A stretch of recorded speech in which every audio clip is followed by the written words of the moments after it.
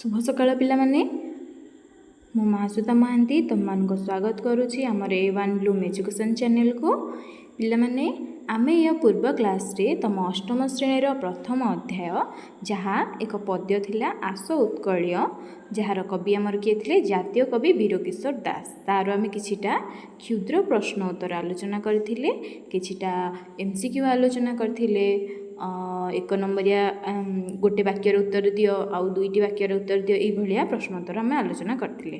तो एबे आमे 20 रु 30 टी प्रश्नर उत्तर 20 रु 30 टी शब्द रे आमे उत्तर लिखिथिले। एबे आमे लिखिबा दीर्घ उत्तरमूलक प्रश्न उत्तर जहाँ को आमको लिखिबार अछि केतिटा शब्द रे 50 गोटी शब्द रे। तो एठी देख कोन अछि प्रत्येक प्रश्नर उत्तर 50 टी शब्द मध्य रे लिख।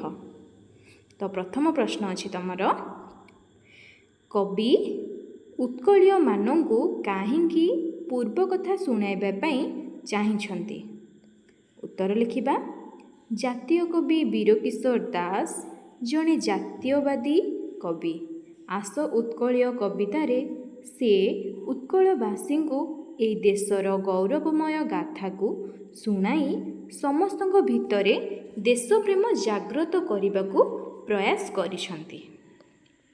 ए उत्कल माटी रे जन्मी थिबा बक्सी जगबंधु चंदन हजूरी प्रभृति वीर माने किपरि निज जीवन को जलांजलि दे देश मातृकार सेवा करिथिले। पाइक माने स्वाधीनता यज्ञ रे किपरि निजको आहुति दे ए देशर सम्मान रक्षा करिथिले से विषय रे कवि तांकर कवितारे सुंदर भावरे दर्शाइछंती। जहा फलरे से मानंकर उपयुक्त दायद हिसाब रे आमे ए देशर यश और कीर्ति को अक्षुण्ण रखि पारिबा। तापरे आमे द्वितीय प्रश्न पढ़िबा। द्वितीय प्रश्न रहिछि केउ मानंकर कथाए माटी मने रखिछि पठित कविता आधार रे उत्तर लिख। उत्तर लिखिबा जातीय कवि वीरकिशोर रचित आस उत्कलय कविताटी उत्कलर गौरव गाथा को तोली धरिछि जहाको श्रवण कले आपे आपे मथा नई जाए। ए उत्कल जननीर कीर्ति को रक्षा करने को जाई केते केते वीर संतान शहीद होइछंती तार तुलना नाही। विदेशी कबलरू निज मातृभूमि को मुक्त करने को जाई तोषाड़ी बा उत्कल प्रांतरे वीर संतान मानंकु बा वीर संतान माने निज जीवन को उत्सर्ग करी रक्तर नदी बुहाई देइछंती प्राण बलि देई स्वाधीनता हासिल करिछंती तार मुक साक्षी रूपे ए जन्मवाटी दंडायमान से ही कहि पारिबो आम जन्मज मानंकर निष्ठा त्याग तथा देशभक्तिर कहानी। सेमानंकर कथा को ए माटी मर्मे मर्मे अनुभव करिछि। तापरे पिला माने हमें तृतीय प्रश्न देखिबा। ए देशर शांति मैत्री प्रीतिर पवित्र बाणी रे समस्त अंतर पूरी उठिथिला एहार सत्यता प्रतिपादन कर।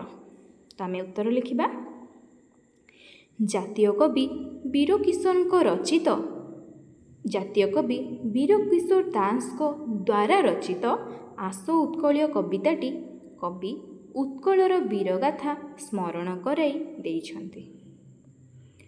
उत्कलय मानक गौरव गाथा आज मध्य समस्तक मनरे उज्जीवित अर्थात जाग्रत। चारु सुशीला सबुज शस्यशालिनी उत्कल देश हेउछि आमर शांति प्रिय स्नेह प्रेमर बंधन रे समस्ते परस्पर बांधी होइथांती। ए उत्कल देशर शांति मैत्री प्रीतिर पवित्र बाणी रे समस्तंकर अंतर भरी उठे। अहिंसा मंत्र रे दीक्षित ए देश दिने चंडाशोक को धर्माशोक रे परिणत करि देइथिला जहा अन्य केउ देश रे देखा जाए नाही। ए माटी धर्म वर्ण निर्विशेष रे समस्तंकु आपणाई नहीं थाए। तापरे 4 नंबर प्रश्न देखिबा ବାଜିରାଉତ କିପରି ମୁକତି ପଥର ସୈନିକ ବୁଝାଇ ଲେଖ। ଉତ୍ତର ଲେଖିବା। ଜାତୀୟ କବି ବୀରକିଶୋର ଦାସଙ୍କ ରଚିତ ଆଶୁ ଉତ୍କଳୀୟ କବିତାଟି ଅତ୍ୟନ୍ତ ହୃଦୟସ୍ପର୍ଶୀ, ଯାହା ସମଗ୍ର ଉତ୍କଳବାସୀଙ୍କ ମନରେ ଦେଶପ୍ରୀତି ଜାଗ୍ରତ କରିଛି। ଏଠାରେ କବି ବାଳୁତ ବୀର ବାଜିରାଉତଙ୍କ କଥା ସ୍ମରଣ କରାଇଛନ୍ତି। ଢେଙ୍କାନାଳ ଜିଲ୍ଲାର ନୀଳକଣ୍ଠପୁର ଗ୍ରାମରେ ଜନ୍ମ ହୋଇଥିବା ବାଜିରାଉତଙ୍କର ଦେଶପ୍ରେମ ଭାବ ସମସ୍ତଙ୍କୁ ଚକିତ କରିଛି। ତ କେଉଁଠି ସେ ଜନ୍ମ ହୋଇଥିଲେ? ଢେଙ୍କାନାଳ ଜିଲ୍ଲାର ନୀଳକଣ୍ଠପୁର ଗ୍ରାମରେ ଜନ୍ମ ହୋଇଥିବା ବାଜିରାଉତଙ୍କର ଦେଶ ପ୍ରେମ ଭାବ ସମସ୍ତଙ୍କୁ ଚକିତ କରିଛି। 12 ବର୍ଷ ବୟସରେ ସେ ବ୍ରାହ୍ମଣୀ ନଦୀର ଘାଟରେ ନାଉରୀ ଭାବରେ ଲୋକମାନଙ୍କୁ ନଦୀ ପାରି କରାଉଥିଲେ।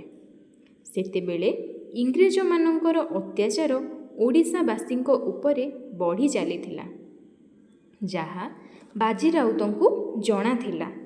ଯେତେବେଳେ ଇଂରେଜମାନେ ନୀଳକଣ୍ଠପୁର ଗ୍ରାମ ମଧ୍ୟରେ ପ୍ରବେଶ କରିବାକୁ ଇଚ୍ଛା ପ୍ରକାଶ କରି ନଈପାର ହେବାକୁ ଚାହିଁଲେ ଏବଂ ବାଜିରାଉତକୁ ପାରି କରିବାକୁ ନିର୍ଦ୍ଦେଶ ଦେଲେ, ବାଜିରାଉତ ସେମାନଙ୍କ ନିର୍ଦ୍ଦେଶକୁ ପ୍ରତ୍ୟାଖ୍ୟାନ କଲା। ଅସୁର ପ୍ରକୃତି ଇଂରେଜମାନଙ୍କୁ ନଈପାର କରାଇବାକୁ ମନା କରିଦେଲା, ଯାହାଫଳରେ ନୃଶଂସ ଇଂରେଜମାନଙ୍କର ଗୁଳି ତାର କଅଁଳ ଛାତିକୁ ଭେଦ କରିଦେଇଥିଲା। ସେଠାରେ ସେ ଟଳି ପଡ଼ିଥିଲା। ସେ ଥିଲେ ଉତ୍କଳ ମାଟିର ସର୍ବକନିଷ୍ଠ ଶହୀଦ ଆଉ ମୁକତି ପଥର ପଥିକ। ତାପରେ ଦେଖିବା 5 ନମ୍ବର ପ୍ରଶ୍ନ। ଗୋପବନ୍ଧୁ ଥିଲେ ଦରିଦ୍ରମାନଙ୍କର ବନ୍ଧୁ, ଆଲୋଚନା କର। ଲେଖିବା ଆମେ ଉତ୍ତର। ଜାତୀୟ କବି ବୀରକିଶୋର ଦାସଙ୍କ ଜଣେ ଅନନ୍ୟ ପ୍ରତିଭା। ଜାତୀୟ କବି ବୀରକିଶୋର ଦାସ ଜଣେ ଅନନ୍ୟ ପ୍ରତିଭା। ତାଙ୍କ ରଚିତ ଆଶୁ ଉତ୍କଳୀୟ କବିତାଟି ଉତ୍କଳର ଗୌରବମୟ ଗାଥାକୁ ଉଜ୍ଜୀବିତ କରିଛି। ଏହି କବି ଏଠାରେ ସେବାର ପ୍ରତୀକ ଗୋପବନ୍ଧୁ ଦାସଙ୍କର ତ୍ୟାଗ ଓ ଆଦର୍ଶକୁ ବର୍ଣ୍ଣନା କରିଛନ୍ତି। କାହାଙ୍କର ଆଦର୍ଶକୁ ବର୍ଣ୍ଣନା କରିଛନ୍ତି? ଗୋପବନ୍ଧୁ ଦାସଙ୍କର ତ୍ୟାଗ ଓ ଆଦର୍ଶକୁ ବର୍ଣ୍ଣନା କରିଛନ୍ତି। ତାପରେ ଲେଖିବା। ଗୋପବନ୍ଧୁ ଥିଲେ ଉତ୍କଳର ମଣି। ଦରିଦ୍ରମାନଙ୍କର ସେବା କରିବା ଥିଲା ତାଙ୍କର ପ୍ରଧାନ କାର୍ଯ୍ୟ। ବନ୍ୟା, ବାତ୍ୟା, ମରୁଡ଼ି ସମୟରେ ପୀଡ଼ିତ ଲୋକମାନଙ୍କ ପାଖରେ ପହଞ୍ଚି ସେମାନଙ୍କୁ ଚୁଡ଼ା ଚାଉଳ ବାଣ୍ଟୁଥିଲେ। ଦୁଃଖୀର ଦୁଃଖ ଦେଖିଲେ ତାଙ୍କର ପ୍ରାଣ କାନ୍ଦି ଉଠିଥିଲା। ଜାତି, ଧର୍ମ, ବର୍ଣ୍ଣ ନିର୍ବିଶେଷରେ ସେ ସମସ୍ତଙ୍କର ଦୁଃଖ କଥା ବୁଝୁଥିଲେ ଓ ସମାଧାନ କରୁଥିଲେ। ସେଥିପାଇଁ ତାଙ୍କୁ ଦରିଦ୍ରଙ୍କର ନାରାୟଣ ବୋଲି କୁହାଯାଏ। କେବଳ ସେତିକି ନୁହେଁ, ଦେଶ ପାଇଁ ମଧ୍ୟ ସେ ନିଜ ଜୀବନକୁ ଜଳାଞ୍ଜଳି ଦେଇଥିଲେ। ବାସ୍ତବିକ ଗୋପବନ୍ଧୁ ଥିଲେ ସେବାର ମୂର୍ତ୍ତିମନ୍ତ ପ୍ରତୀକ। ତ ପିଲାମାନେ, ତମେ ଗୋଟେ କଥା ଜାଣିଛ? ଗୋପବନ୍ଧୁଙ୍କର ଯେତେବେଳେ ପୁତ୍ର ଅସୁସ୍ଥ ଥିଲେ, ସେ ସମୟରେ ମଧ୍ୟ ସେ ଡଙ୍ଗାରେ ନଈ ପାରି ହୋଇ ଯେଉଁ ବନ୍ୟା ପୀଡ଼ିତ ଅଞ୍ଚଳରେ ଖାଦ୍ୟ ବଣ୍ଟନ କରିବା ପାଇଁ 2-3 ଦିନ ଧରିକି ପଳାଇ ଯାଇଥିଲେ। ଯେଉଁଥିପାଇଁ କି ଯେତେବେଳେ 2-3 ଦିନ ପରେ ସେ ନିଜ ଘରକୁ ଫେରିଛନ୍ତି, ସେତେବେଳେ ଦେଖିଛନ୍ତି ତାଙ୍କ ପୁତ୍ରର ମୃତ୍ୟୁ ଘଟିଛି। ସେ ଯଦି ଚାହିଁଥାନ୍ତେ, ସେ ତାଙ୍କ ପୁତ୍ରର ଜୀବନ ବଞ୍ଚାଇବା ପାଇଁ ଯାଇ ସେ ଯେଉଁ ବନ୍ୟା ପୀଡ଼ିତ ଅଞ୍ଚଳରେ ରିଲିଫ ବାଣ୍ଟିବା ପାଇଁ ବା ଖାଦ୍ୟ ବଣ୍ଟନ କରିବା ପାଇଁ ଯାଇନଥାନ୍ତେ, ତାଙ୍କ ପୁତ୍ରକୁ ପ୍ରଥମେ ବଞ୍ଚାଇଥାନ୍ତେ। କିନ୍ତୁ ସେଭଳି ଜଣେ ଦେଶପ୍ରେମୀ ବ୍ୟକ୍ତି ଥିଲେ ବୋଲି ସେ କ'ଣ କଲେ, ତାଙ୍କ ଗୋଟିଏ ପୁତ୍ରର ମୃତ୍ୟୁ ହୋଇଗଲେ ତାଙ୍କୁ ଫରକ ପଡ଼ିଲାନି, କାରଣ ସେ ଅନେକ ଲୋକଙ୍କର ଜୀବନକୁ ସେ ରକ୍ଷା କରିପାରିଥିଲେ, ଯାଇକି ଉଦ୍ଧାର କରିପାରିଥିଲେ ବନ୍ୟା ପୀଡ଼ିତ ଅଞ୍ଚଳରେ। ତ ଏଭଳି ଜଣେ ମହାନ ପ୍ରତିଭାବାନ ବ୍ୟକ୍ତିଙ୍କର ଜୟଗାନ କରିବା ଆଉ ତାଙ୍କର କଥାକୁ ମନେ ରଖିବା, ଏଇଟା ଆମ ଓଡ଼ିଆ ଜାତିର ଗୋଟେ ଗୌରବ କହିଲେ ଅତ୍ୟୁକ୍ତି ହେବ ନାହିଁ। ଠିକ୍ ଅଛି ପିଲାମାନେ। ତାପରେ ଦେଖିବା ଆମେ ସପ୍ରସଙ୍ଗ ସରଳାର୍ଥ। ତ ଦେଖିବା ସପ୍ରସଙ୍ଗ ସରଳାର୍ଥ। ପ୍ରଥମେ ଅଛି ସ୍ମରଣେ ଯାହାର ଗରବେ ତୋହର ଆପେ ଆପେ ନଈ ପଡ଼ିବ ମଥା। ସ୍ମରଣେ ଡଟ୍ ଡଟ୍ ଡଟ୍ ପଡ଼ିବ ମଥା। ତାପରେ ଗୋଟେ ପାରାଗ୍ରାଫ ଆରମ୍ଭ କରି ଲେଖିବା। ଉକ୍ତ ପଦ୍ୟାଂଶଟି ମୁଁ ପୂର୍ବରୁ ପିଲାମାନେ କହିଥିଲି ଯଦି ଗଦ୍ୟ ଥିବ ତ ଗଦ୍ୟାଂଶ ଲେଖିବ। ଗଦ୍ୟ ଅର୍ଥାତ୍ ପିଲାମାନେ ତୁମର ଗଳ୍ପ ହେଉ, ପ୍ରବନ୍ଧ ହେଉ, ଅନ୍ୟ ଯାହା ବି ଆତ୍ମଜୀବନୀ ହେଉ, ଯେଉଁ ଭଳିଆ ରଚନା ତୁମର ଅଛି, ଭ୍ରମଣ ଭଳିଆ କାହାଣୀ ବି ଅଛି, ତ ଏଇଗୁଡ଼ିକ ତୁମର ଗଦ୍ୟରେ ଲେଖା ହେଇଛି ତ ଗଦ୍ୟ ଲେଖିବ।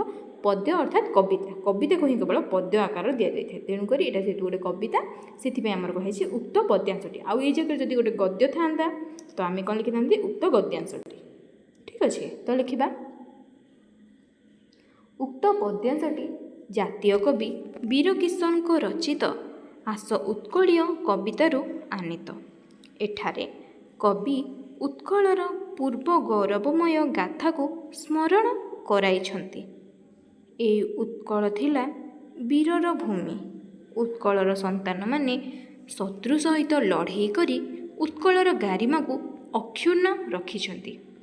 ବକ୍ସି ଜଗବନ୍ଧୁ, ଚନ୍ଦନ ହଜୁରୀ ପ୍ରଭୃତି ଯୋଦ୍ଧାମାନେ ସେମାନଙ୍କ ଜୀବନକୁ ଜଳାଞ୍ଜଳି ଦେଇ ଏ ଦେଶକୁ ଶତ୍ରୁ କବଳରୁ ଉଦ୍ଧାର କରିଛନ୍ତି।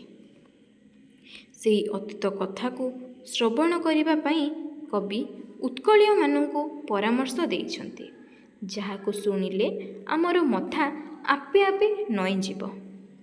ତାପରେ ଆମେ ଦ୍ୱିତୀୟ ପ୍ରଶ୍ନ ଦେଖିବା। ସ୍ୱାଧୀନତା ପାଇଁ ପ୍ରାଣ ଦେଲେ ଯେତେ ପଚାରିଲେ ମାଟି ଯିବ ତ କହି। ସ୍ୱାଧୀନତା ପାଇଁ ପ୍ରାଣ ଦେଲେ ଯେତେ ପଚାରିଲେ ମାଟି ଯିବ ତ କହି। ତ ଆମେ ଲେଖିବା ଉତ୍ତର ସ୍ୱାଧୀନତା ଡଟ୍ ଡଟ୍ ଡଟ୍ ଯିବ ତ କହି। ଉକ୍ତ ପଦ୍ୟାଂଶଟି ବୀରକିଶୋରଙ୍କ ରଚିତ ଆସ ଉତ୍କଳୀୟ କବିତାରୁ ଆନୀତ। ଏଠାରେ କବି ଅତୀତର ବୀରମାନଙ୍କର ଗୌରବମୟ ଗାଥାକୁ ମୂକ ସାକ୍ଷୀ ରୂପେ ଏଇ ମାଟି ଦଣ୍ଡାୟମାନ ବୋଲି କହିଛନ୍ତି। ତାପରେ ଆଉ ଗୋଟେ ପାରାଗ୍ରାଫ ଆରମ୍ଭ କରିବା। ଲେଖିବା। ଅତୀତରେ ଉତ୍କଳ ଦେଶ ବିଦେଶୀମାନଙ୍କ ଦ୍ୱାରା କବଳିତ ହୋଇଥିଲା। ପରାଧୀନତାର ଶିକୁଳିରେ ବାନ୍ଧି ହୋଇଥିବା ଉତ୍କଳବାସୀଙ୍କର ଦୁଃଖ ବଢ଼ିବାରେ ଲାଗିଥିଲା।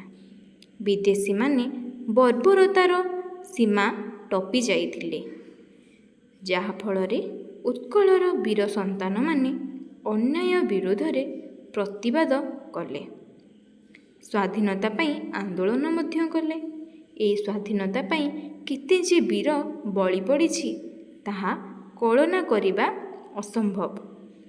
ବୀରପୁତ୍ରମାନଙ୍କର ତ୍ୟାଗ, ଆତ୍ମୋତ୍ସର୍ଗ, ଦେଶପ୍ରେମ ତଥା ଜୀବନ ବଳିଦାନ ଏଇ ମାଟି ମା ହିଁ ଦେଖିଛି।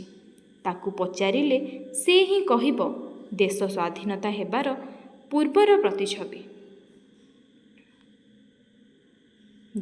ଦେଶ ସ୍ୱାଧୀନ ହେବାର ପୂର୍ବର ପ୍ରତିଛବି। ଶେଷରେ ଲେଖିବା କବିତାର ଉକ୍ତିଟି ଅତ୍ୟନ୍ତ ହୃଦୟସ୍ପର୍ଶୀ ଅଟେ। ତାପରେ 3 ନମ୍ବର ଦେଖିବା। ଜାତି ପାଇଁ ଦିନେ ବାଳୁତ ଧରମା, ଝାସିଥିଲା ପ୍ରାଣ ସାଗର ଜଳେ। ଲିଭିବ କି ତାର ଅଲିଭା କାହାଣୀ, ଥିବା ଯାଏ ନର ଧରଣୀ ତଳେ। ତ ୟାର ଉତ୍ତର ଲେଖିବା। ଜାତି ପାଇଁ ଡଟ୍ ଡଟ୍ ଡଟ୍ ଧରଣୀ ତଳେ। ଉକ୍ତ ପଦ୍ୟାଂଶଟି ଆମ ପଠିତ ସାହିତ୍ୟ ବହିର ବୀରକିଶୋର ଦାସଙ୍କ ରଚିତ ଆସ ଉତ୍କଳୀୟ କବିତାରୁ ଆନୀତ। ଏଠାରେ କବି ଧର୍ମପଦର ଅଲିଭା କାହାଣୀ ଉପରେ ଆଲୋକପାତ କରିଛନ୍ତି। ଆଉ ଗୋଟେ ପାରାଗ୍ରାଫ ଆରମ୍ଭ କରିବା। ଲେଖିବା। କାରୁକାର୍ଯ୍ୟରେ ଖଚିତ ବା କାରୁକାର୍ଯ୍ୟରେ ବିମଣ୍ଡିତ ବି ଲେଖିପାରିବା। କୋଣାର୍କ ମନ୍ଦିର ନିର୍ମାଣ ପାଇଁ 1200 ବଢ଼େଇଙ୍କୁ 12 ବର୍ଷ ଲାଗିଯାଇଥିଲା। ମନ୍ଦିରର ସବୁ କାର୍ଯ୍ୟ ସରିଥିଲେ ମଧ୍ୟ ଶତ ଚେଷ୍ଟା କରି ମଧ୍ୟ କାରିଗରମାନେ ମନ୍ଦିରର ଦଧିନଉତିକୁ ବସାଇ ପାରୁନଥିଲେ। ଏକଥା ଜାଣିବା ପରେ କାରିଗରର ମୁଖ୍ୟ ବିଶୁ ମହାରଣାଙ୍କର 12 ବର୍ଷର ପୁଅ ନିଜର ବିଚକ୍ଷଣ ବୁଦ୍ଧି ବଳରେ ମନ୍ଦିରର ମୁଣ୍ଡି ମାରି ଦେଇଥିଲା। କାରିଗର କୁଳର ମାନ ସମ୍ମାନ ବା ମାନ ରକ୍ଷା କରିଥିଲା ବା କରିଥିଲେ। କାରିଗରମାନଙ୍କ ଜୀବନ ବଞ୍ଚାଇବାକୁ ଯାଇ ନିଜ ଜୀବନକୁ ସାଗର ଗର୍ଭରେ ଲୀନ କରିଦେଇଥିଲେ। ସେ କାହାଣୀ ଏବେ ମଧ୍ୟ ଲୋକମୁଖରେ ପ୍ରଚାରିତ। ଯେତେ ଦିନ ପର୍ଯ୍ୟନ୍ତ ଏ ସୃଷ୍ଟି ରହିଥିବ ଧରମାର ଅଲିଭା କାହାଣୀ ସଭିଙ୍କ ମନରେ ମଧ୍ୟ ରହିଥିବ। ବାସ୍ତବରେ କବିଙ୍କ ଉକ୍ତିଟି ହୃଦୟସ୍ପର୍ଶୀ ଅଟେ। ତ ପିଲାମାନେ, ଏଇଠି ତୁମର ଦୀର୍ଘ ପ୍ରଶ୍ନ ଉତ୍ତରମୂଳକ ଆଲୋଚନା ସରିଯାଇଛି। ତ ଯଦି ପିଲାମାନେ ଭିଡ଼ିଓ ଭଲ ଲାଗିଲା ତ ଭିଡ଼ିଓକୁ ଲାଇକ୍ କରିବ, ସାଙ୍ଗମାନଙ୍କ ସହ ସେୟାର କରିଦେବ, ଆଉ ଆମ ଚ୍ୟାନେଲକୁ ସବସ୍କ୍ରାଇବ୍ କରିଦେବ। ତ ପିଲାମାନେ, ଯଦି ତୁମେ ପୂର୍ବ ଭିଡ଼ିଓ ଦେଖିନ, କ୍ଷୁଦ୍ର ପ୍ରଶ୍ନ ଉତ୍ତରମୂଳକ ଭିଡ଼ିଓ ଦେଖିନ, ତ ଯାଇକି ପ୍ଲେଲିଷ୍ଟରେ ଚେକ୍ କରିକି ଦେଖିପାରିବ। ତ ପିଲାମାନେ, ୟା ପର କ୍ଲାସ୍ରେ ଆମେ ତୁମର ବ୍ୟାକରଣଗତ କିଛି ପ୍ରଶ୍ନ ଉତ୍ତର ଆଲୋଚନା କରିବା। ତା ସହିତ ତୁମର କିଛିଟା ପଦ୍ୟାଂଶରୁ ମାନେ ପ୍ରଶ୍ନ ଉତ୍ତର ମଧ୍ୟ ଆଲୋଚନା କରିବା। ଠିକ୍ ଅଛି, ଏବେ ରହୁଛି।